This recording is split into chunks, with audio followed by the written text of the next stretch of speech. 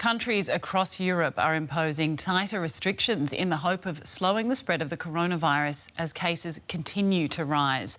France has recorded a new high of 32,000 cases in a single day. Authorities there have brought in a curfew in major cities requiring all public spaces to be shut by 9 p.m.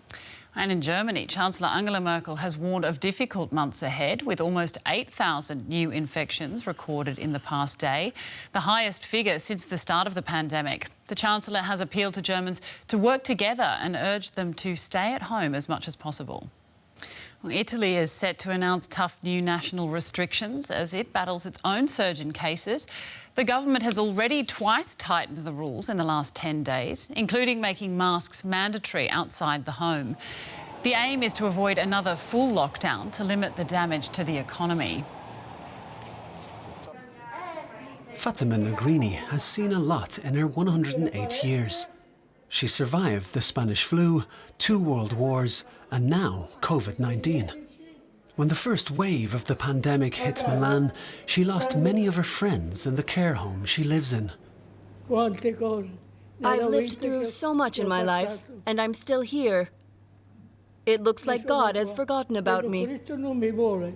Fatima Negrini feels lucky here in northern Italy and wants to help others.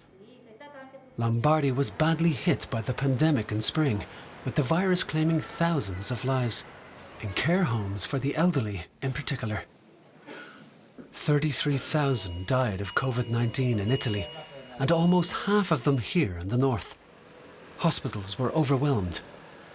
The situation was dramatic, as Vanda Gatti recalls. She's a volunteer with the Italian White Cross. On some days, she worked 12 hours straight. I was there to give him help, but I asked him to come with me alone.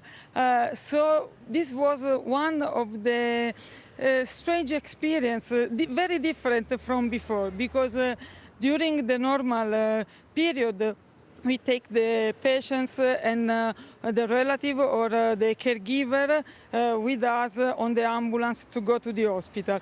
For many, help came too late. The Campo 87 section of the city cemetery houses the graves of 128 unclaimed COVID-19 victims, buried in a hurry when the contagion risk was high. Either their relatives couldn't be found or couldn't organise funerals because they were ill or quarantining. It may now be made a permanent monument commemorating the victims of COVID-19. We lived in a very traumatic experience, like a tsunami, something that at the moment arrived and changed completely everything. So from that moment, we changed our behavior, our approach to the life. Now, in autumn, it's still mandatory to wear a mask inside all buildings. And also from 6 in the evening until 6 in the morning on crowded streets. Italy is doing everything it can to avoid a second lockdown. For weeks in spring, people weren't allowed to leave their homes. The strict approach explains why Italy has managed to avert a second wave, says Maria Rita Gismondo. She runs the COVID-19 lab at the Luigi Sacco University Hospital in Milan. Italians learned valuable lessons from the high death rates in March and April. Gismondo would like to see more cross-border cooperation. I think an important thing is to think at the European health, to have the same protocol of therapy, the same to exchange experiences, the same quarantine, not just the localized health, but European strategy to face the viruses. Gismondo believes that the key is rapid response. The Italian government has introduced COVID-19 tests in schools that provide rapid results. Matteo and his sister Vittoria welcome such measures. The last thing they want is another lockdown and a return to homeschooling. Io spero che si possa togliere la mascherina perché I hope that we can soon take off our masks and not have to keep our distance from one another all the time. Senza dover stare sempre con 1 metro di distanza e così. But for now, that's not an option. Fatima Negrini tells people they must wear masks. Don't make the same mistakes. I wonder when this thing will end. I'm old, and I will die soon. But I'm deeply worried about everyone else. In the meantime, she prays and hopes for the best. Fatima's determination and endurance has made her a role model to many. Qualities needed now more than ever. Let's bring in correspondent Seema Gupta in Rome. Seema, Italy too reporting record daily cases. How's the situation right now? Well, the situation we're seeing is really a steady spike in the number of COVID-19 cases, the new cases. Just on Saturday, 10,925 new cases, another highest daily tally that we've seen. And in fact, there have been daily records being set. It's an alarming rise if you compare to the fact that just a week ago, that was half the figure. But it's also important to note that the amount of testing is also at a record high. On Saturday as well, more than 165,000 tests were carried out in the country. So those figures are really significantly higher in terms of the number of tests as compared to what the situation was back in March and April.